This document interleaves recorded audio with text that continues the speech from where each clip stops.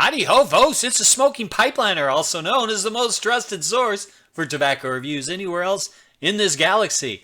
Thank you for taking the time out of your day to watch another review of another tobacco.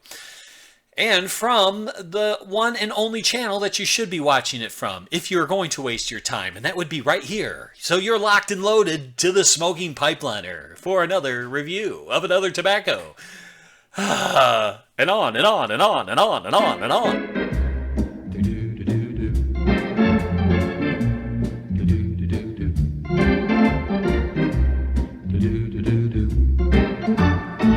So today I'm smoking Dreams of Kadath, which is based upon a story by H.P. Lovecraft, The Dream Quest of Unknown Kadath, which I've never read. I've never read any of his stories. So, meaningless to me.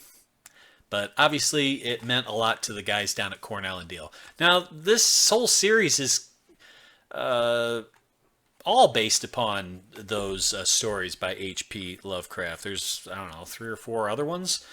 Haven't tried any of those yet, and this is the only one that I've given a whirl so far because it's a crumble cake, and that always intrigues me when Cornell Diehl comes out with a new crumble cake. This one's been out for, I think, late last year at some point in time, so it's been out for maybe 6 months, maybe a little less than that, somewhere in those areas. And also the series is labeled everywhere else as the old ones. I'm not quite certain what that means. Maybe these are blends that once existed once upon a time in the Cornell Diehl catalog and now are being reintroduced. I have no idea.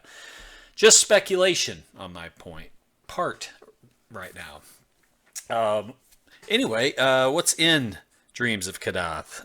Well, you can barely read the label, that's for sure.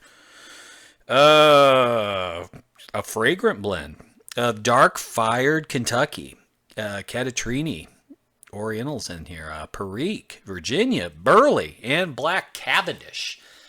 What a hodgepodge of tobaccos, and that would pretty much explain a lot. It's actually not a crumble cake, it's a plug. I forgot about that. So you need a knife to cut this stuff. Even though it's a really soft, moist plug that you're going to have to dry out a lot. And when you do dry it out after you've cut a slice off of it. Let it dry out for a while. It's actually really hard to slice because it's moist and it's just very hard to slice.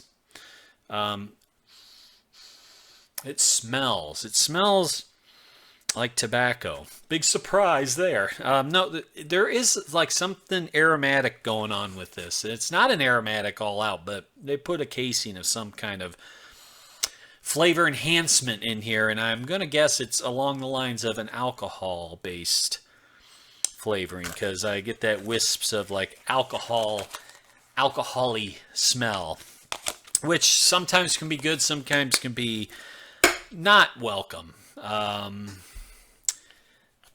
This one, so far, I've tried this 4 times now, this blend, over the period of the last, I've had it for 3 months now. And I've tried a number of pipes. And still, a little clogged here, still, I just have not had any kind of a successfully wonderful smoke. And I've heard other people out there clamoring about this blend, saying how it's, the greatest thing that's ever been produced. No, I don't think I've ever heard that, but I have heard good things in general about this one from different people that have posted pictures on Instagram, and I haven't watched any other reviews on it on YouTube, unfortunately, but just word of mouth sort of things. If I tried this, people have reached out and wondered if I've tried it. Well, guess what? I have.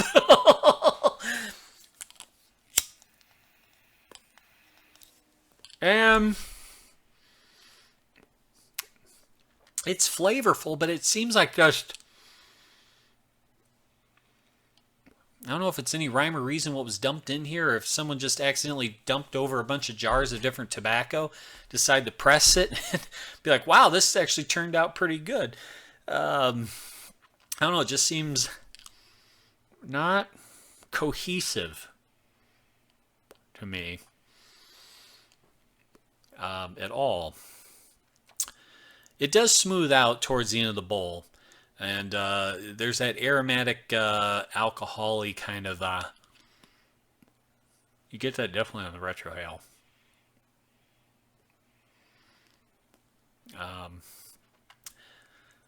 I would say the burleys seem to be the most prominent flavor in this, followed by the probably the Orientals. The Catatrini seems to kind of stand out a little bit in here, which kind of adds that kind of like buttery kind of aftertaste to it. The Black Cavendish, I'm sure, is what is the flavoring was probably added to. But overall, I don't know. It's not a horrible smoke, I'll say that, but just nothing really jumps at me on this. It seems a little harsh. It could be just because it's, this was tinned in December. So there's really no age on this. I know Cornell Diehl just chops this stuff up and puts it in a tin. There's not much aging that goes on. So maybe over time, this might become a better blend just because it's been sitting around for a while. But who has time for that right now? Time's just going by too fast to let this just sit here and stare at a tin of tobacco and not open it, right? Right. Yeah, so I don't know if this one is it's definitely not a palate-worthy blend for me, so I don't think I'll be buying a pallet of this. I'd have one other tin in the cellar, and I think that probably will be it for this blend. So kind of disappointment on the Dreams of Kadath. It might be a good crossover blend for someone that's been smoking aromatics and wants to get into the more tobacco taste, because this one kind of gives off that aromatic quality while producing tobacco taste. And if you like hodgepodge flavors coming from like all different directions, with I don't know, I wouldn't call it complex in that sense. It's just kind of like a hodgepodge of, it's like a true kitchen sink blend, perhaps. Although Cornell Diehl does have a few kitchen sink blends that really taste good. But this one, I don't know. Sorry, I'm not feeling it, folks. Sorry, you can't like everything, can you? No, you can't. So, might want to try it for yourself. But if you don't like it, you're going to be in for a big I told you so. Bye-bye now. Bye-bye. Bye-bye.